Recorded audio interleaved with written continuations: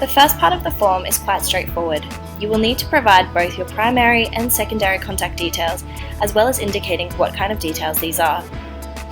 In the certification details section, as you are applying for a general certification, you will select General CEnvP certification. Then simply click Yes or No to indicate whether you hold full EINZ membership. Next, to begin the formal qualification section, if you don't have a formal qualification, you may still be eligible for certification through the CEnvP grandfather clause, which is outlined in another video. Alternatively, if you do have a certification, click Yes and fill out the details. If your name is different from the one on your academic qualification, you will need to provide evidence of your name change via a certified copy of a marriage certificate or another certified means, such as a change of name document. This part serves to notify you that you will need to upload a certified copy of your credentials in another part of the form, and this list gives you some examples of who is qualified to certify a document. If you have more than one degree or qualification, you can upload the rest of your qualifications in a separate form. Being a CEnvP includes adhering to the EINZ Statement of Ethical Conduct and is an integral part of becoming a certified practitioner. Applicants must agree to abide by all clauses of the Ethical Conduct Statement. Not adhering to these in your environmental practice could result in decertification. Similarly, the ethical conduct questions must be answered accurately and truthfully. If you answer yes to any of these, you will need to provide an explanation as to why you answered it. The commitment to continuing professional development is also a key part of being a CEnvP. You will need to undertake at least 100 points of CPD for every 2-year period that you are certified. To find out what activities contribute towards your CPD, you can download either of these 2 documents. If you have undertaken professional development over the last 2 years, you can indicate it here. If you haven't taken any, simply put 0. And please note that the CPD you have undertaken will be discussed during your CEnvP interview. You will need to nominate 3 referees who can recommend you on a professional and ethical basis.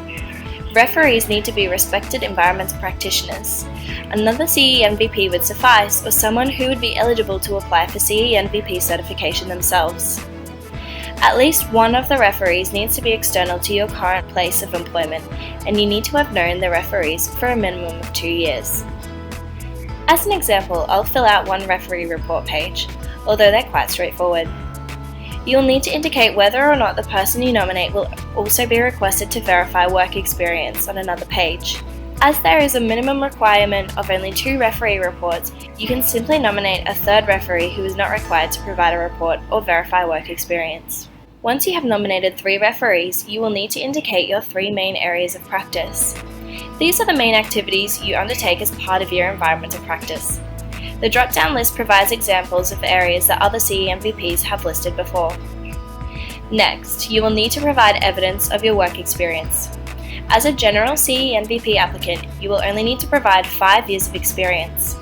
If you have more than 8 years of experience in a specialist area and 10 years overall environmental experience, you may wish to consider applying for a specialist certification instead. The employer in this part of the form is the company that you work for, and the position held is the role you undertook whilst working for that company. As an example, I will say that I have worked at this organisation for 3 years full-time. After I filled out my main activities, I'm listing the person who would be able to verify this work experience for me and indicate whether or not they will also be submitting a referee report. If you click no to this, they will just receive an email requesting that they electronically verify the details you have listed above. As in my example, if this experience does not cover equivalent full-time work over a 5-year period, you will need to provide more evidence of work experience.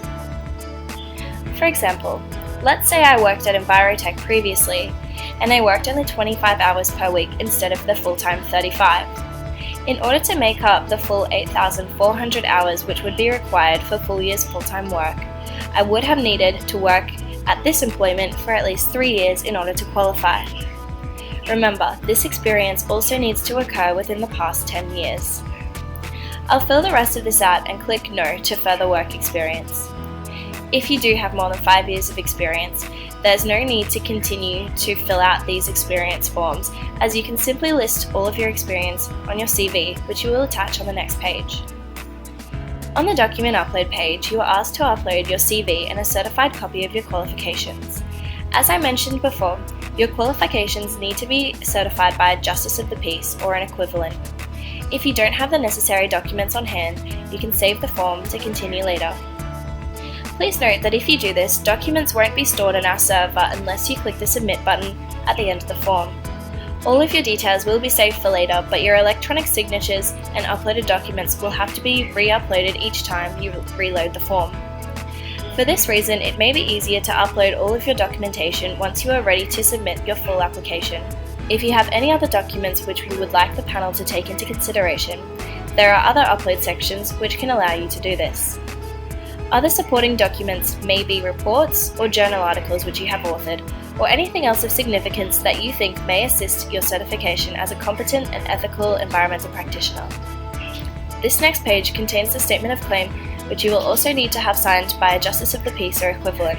The statement confirms that everything you have provided in this application form is true and accurate. You will need to download the form, print it out, and have it signed before re-uploading it into the application form. Make sure you check the relevant state or territory that you are signing from. This is the final page of the application form. You will need to state whether or not you are paying from within Australia, supply your card details for your application fee, and fill out the capture element. Once you have done all this, you can press Submit and you'll finish.